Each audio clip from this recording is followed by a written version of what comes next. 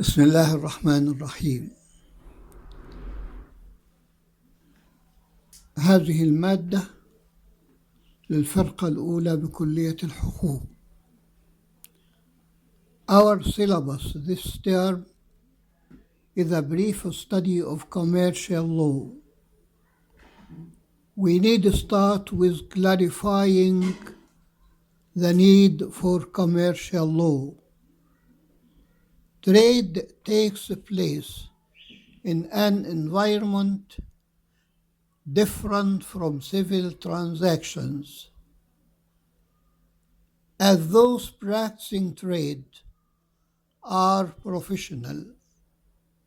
That means they are buying goods from their sources to sell them for the sake of making profits.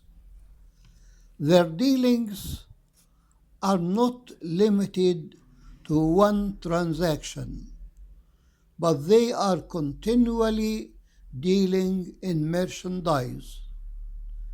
Trading business can be classified into three types, or three sorts, or three kinds. Trading business by nature, that takes the form of some sort of specialization, like bank dealings, insurance practice, gas or electricity supplies. Supplementary trading business, that takes the form of buying articles necessary for the main practice, like buying cars to carry commodities. Mixed trading business, where one of the dealers is civilian and the other is a trader. Example of this is a farmer's selling of his cotton to a merchant. On the part of the farmer, it's a civil transaction, but on the part of the merchant, it is a trade transaction. Those involved in trade is mainly practiced by companies or the agents of companies. Companies can be of two main types: personal companies, which are founded by small founders or small participants with a limited capital, and pecuniary companies with an unlimited number of participants called shareholders. Such companies are directed by a board of directors, and the shareholders are but sharing in the company as a sort of investment. Nobody can practice trade unless he acquires majority for this practice at the age of 21. But some can practice trade at the age of 18 if permitted by the court. Goods object of trade.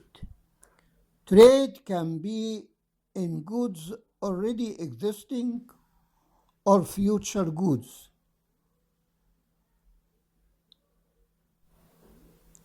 To be existing later on, like mines to be extracted from the earth.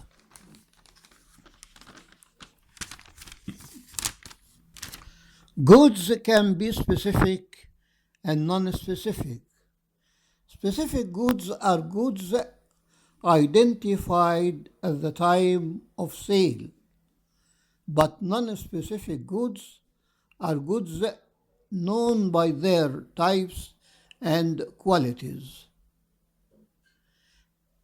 An example of specific goods is selling a car of a certain type and a certain model. But an example of non-specific goods is grains. Sale of goods can take the form of sale by sample, where the bulk must correspond with the sample. Paying for goods bought can be cash and can be by installments. The most important element in a contract of sale is agreement on the price.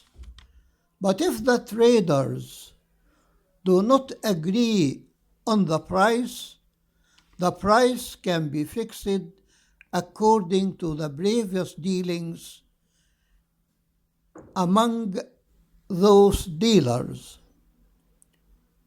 or according to the price preceding in the market, or a third party is invited to decide the price.